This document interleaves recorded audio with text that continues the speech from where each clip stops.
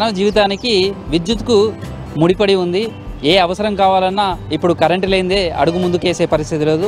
పరిశ్రమల నుంచి మొదలు పెడితే వ్యవసాయం కావచ్చు, గృహ అవసరాలు కావచ్చు, ఇదంతా కూడా విద్యుత్ వినియోగంతో జరుగుతుంది. అయితే విద్యుత్ ఉత్పత్తి కావచ్చు, ఆ తర్వాత సబ్స్టేషన్లకు విద్యుత్ నుంచి గృహ అవసరాలకు సప్లై అవుతుంది. అయితే సబ్స్టేషన్ల మెయింటెనెన్స్ ఎట్లా ఉంటుంది, సబ్స్టేషన్లలో డ్యూటీస్ ఎట్లా చేస్తారు, ఎంతమంది ఆపరేటర్స్ ఉంటారు, వాళ్ళ డ్యూటీస్ ఎలా ఉంటాయి అనేది కూడా తెలుసుకునే ప్రయత్నం చేద్దాం.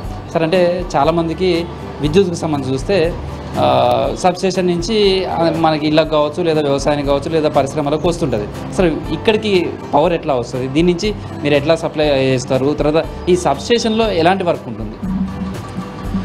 మనకి ఇప్పుడు ఇక్కడ సబ్స్టేషన్ అనగా 33/11 kV సబ్స్టేషన్, అంటే 33 kV వోల్ట్, 33 kV నుంచి వెళ్ళి 11 kVకి స్టెప్ డౌన్ చేస్తుంది. అయితే మనకు 33 kV రావాలని అంటే 132/33 kV సబ్స్టేషన్ నుండి అది ట్రాన్స్కో పరిధిలో ఉంటుంది.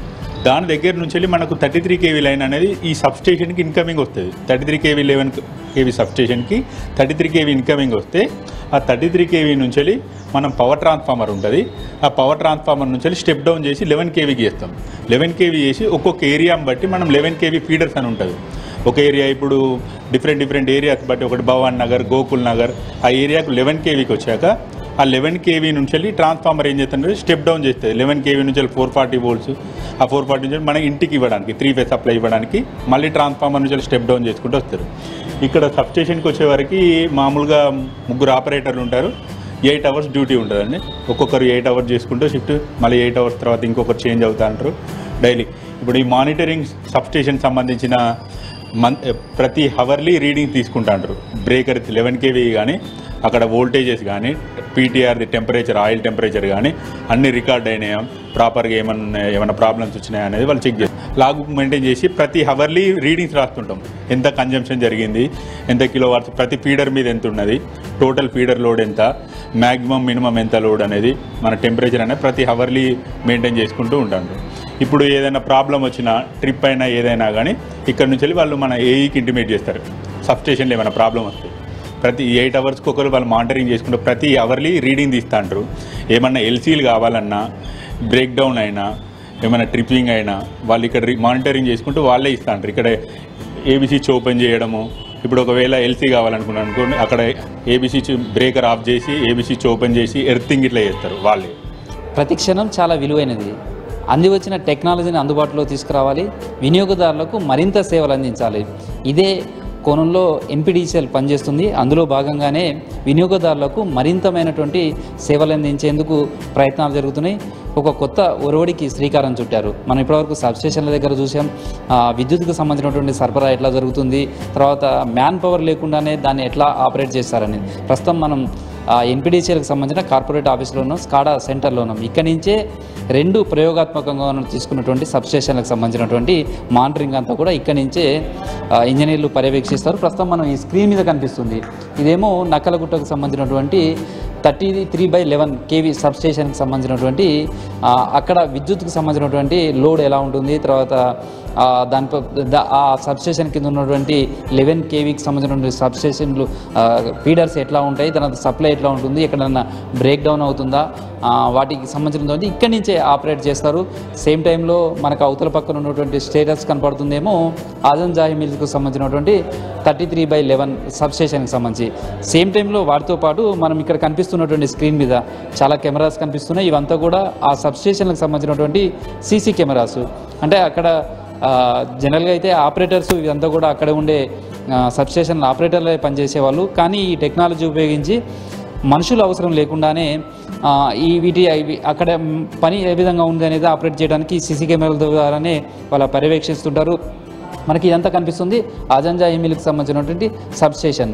తర్వాత ఇటు పక్క ఉన్నటువంటిదేమో నక్కలగుట్టకు సంబంధించినటువంటి సబ్స్టేషన్. ఈ 2 సబ్స్టేషన్లకు సంబంధించినటువంటి టెక్నాలజీ ఉపయోగించి ఈ 2 సబ్స్టేషన్లను మెయింటైన్ చేస్తున్నాం. ప్రస్తుతం అసలు ఈ సబ్స్టేషన్లకు సంబంధించిన ఇక్కడి నుంచి ఎలా మెయింటెనెన్స్ ఉంటుందో తెలుసుకుందాం. సార్, అంటే ఇక్కడి నుంచి స్కాడా చేసే వర్క్ ఏంటి అసలు? ఇక్కడ నుంచి అండి ఇక్కడ మేము 33/11 kV నక్కలగుట్ట సబ్స్టేషను, అదే రకంగా 33/11 kV ఏజే మిల్స్ సబ్స్టేషను, 2 సబ్స్టేషన్స్ కూడా ఇక్కడ నుంచి ఆపరేట్ చేస్తున్నాము. ఇక్కడ ఏంటంటే కంప్లీట్గా power supply position, breakers trip అయినప్పుడు దాన్ని ఇక్కడ నుంచి రిమోట్లో ఓపెన్ కానీ క్లోజ్ కానీ ఇట్లాంటి ఆపరేషన్స్ చేస్తున్నాము. సేమ్ టైంలో ఏ ఫీడర్ల మీద అయితే లోడ్స్ అంటే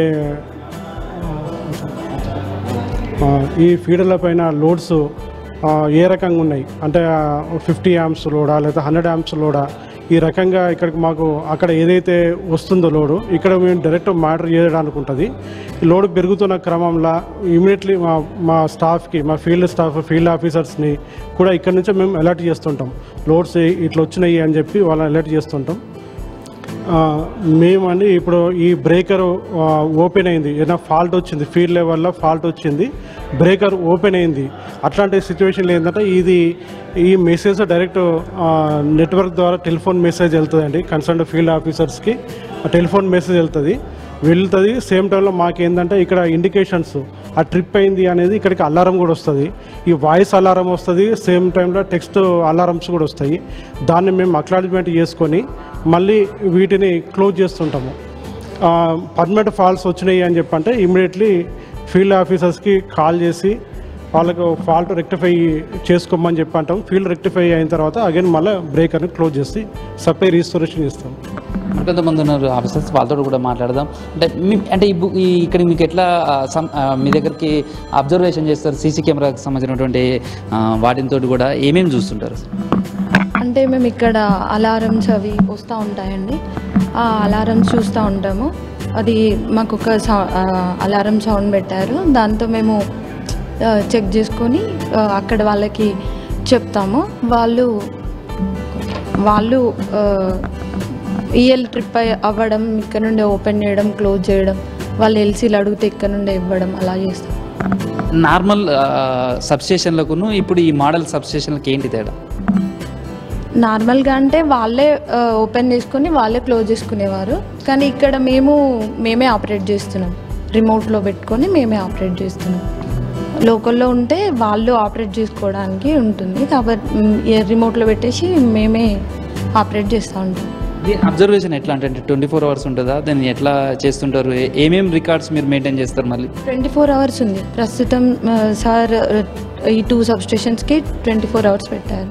ఏమేమి రికార్డ్ చేస్తుంటారు? ఎట్లా ఇంటిమేషన్ ఇస్తుంటారు?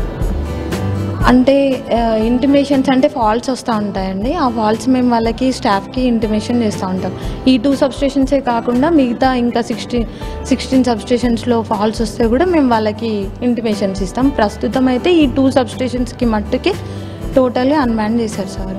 రాష్ట్రంలో తొలిసారిగా విద్యుత్ సంస్కరణలకు రాష్ట్ర ప్రభుత్వం శ్రీకారం చుట్టింది. అందులో భాగంగానే మానవ రహిత సబ్స్టేషన్ల మెయింటెనెన్స్కు కూడా ప్రారంభించింది. అందులో ప్రయోగాత్మకంగా ఎన్పీడీసీఎల్ రాష్ట్రంలోనే తొలిసారిగా 2 సబ్స్టేషన్లలో ఈ మానవరహిత సబ్స్టేషన్లకు సంబంధించినటువంటి కార్యక్రమాన్ని చేపట్టింది. అక్కడ మ్యాన్ పవర్ లేకుండానే ఆటోమేటిక్గా ఈ సబ్స్టేషన్లు రన్ చేసే విధంగా కూడా దృష్టి సారించింది. అందులో భాగంగా పైలట్ ప్రాజెక్టుగా వరంగల్లో ఉన్నటువంటి నక్కలగుట్ట సబ్స్టేషన్, అదేవిధంగా ఆజంజాయి మిల్లుకు సంబంధించినటువంటి సబ్స్టేషన్లలో కూడా ఈ కార్యక్రమం చేపట్టింది. Northern power distribution company Telangana limited పూర్తిగా సాంకేతికతను ఉపయోగిస్తూ మానవరహిత సబ్స్టేషన్లను రెడీ చేసి అమలు చేస్తుంది. అందులో ప్రస్తుతం మనకు కనిపిస్తుంది ఇది నక్కలగుట్టలో ఉన్నటువంటి సబ్స్టేషన్. ఏమంటే వినియోగదారులకు మెరుగైన విద్యుత్ మళ్ళీ పునరుద్ధరించడానికి యుద్ధ ప్రాతిపదికన పనులు చేయడానికి అవకాశం ఉంటుంది. పూర్తిగా సీసీ కెమెరాల ద్వారా కూడా చూసుకునే వ్యవస్థ కూడా ఇందులో అనుసంధానం చేశారు. పర్యవేక్షణ కూడా ఎప్పటికప్పుడు ఉంటుంది. ఇక్కడ పనిచేసే స్టాఫ్ను మరింత ప్రభావితం అంటే వాళ్ళ సేవలను మరింత ఉపయోగించుకోవడానికి అవకాశం ఉంటుంది. ఈ టెక్నాలజీ ద్వారా భవిష్యత్తులో విద్యుత్ అంతరాయంకు సంబంధించి కూడా ఏదైనా జరిగితే ఇమీడియట్లీ సమస్య పరిష్కరించడంతో పాటు విద్యుత్తును పునరుద్ధరించడానికి కూడా అవకాశం ఉంటుంది. ప్రస్తుతం అయితే ప్రయోగాత్మకంగా 2 సబ్స్టేషన్లలో ఈ టెక్నాలజీని ఉపయోగిస్తున్నారు. భవిష్యత్తులో మిగతా సబ్స్టేషన్లన్నీ కూడా ఇదే టెక్నాలజీ ఉపయోగించే అవకాశం ఉంటుంది. ప్రస్తుతం అయితే ఈ 2 సబ్స్టేషన్లు ప్రస్తుతం ఉన్నటువంటి నక్కలగుట్ట సబ్స్టేషన్ కావచ్చు, అదేవిధంగా అజంజాయి మిల్లుకు సంబంధించినటువంటి సబ్స్టేషన్ కావచ్చు, ఈ రెండింటినీ కూడా ప్రస్తుతం వర్క్ ఎలా జరుగుతుంది, మానవరహితంగా టెక్నాలజీ ఉపయోగించి జరుగుతున్నటువంటి మెయింటెనెన్స్ కావచ్చు, మానిటరింగ్ కావచ్చు ఎట్లా ఉంటుంది అనే దాని మీద ఎప్పటికప్పుడు అయితే అబ్జర్వ్ చేస్తున్నారు అధికారులు. దీని ఇచ్చే ఫలితాలను ఆధారంగా మిగతా సబ్స్టేషన్లను కూడా ఆ వైపుగా తీసుకొచ్చే ప్రయత్నాలు జరుగుతున్నాయి. Video journalist Dashrath, Krishnamohan, V6 news, Warangal.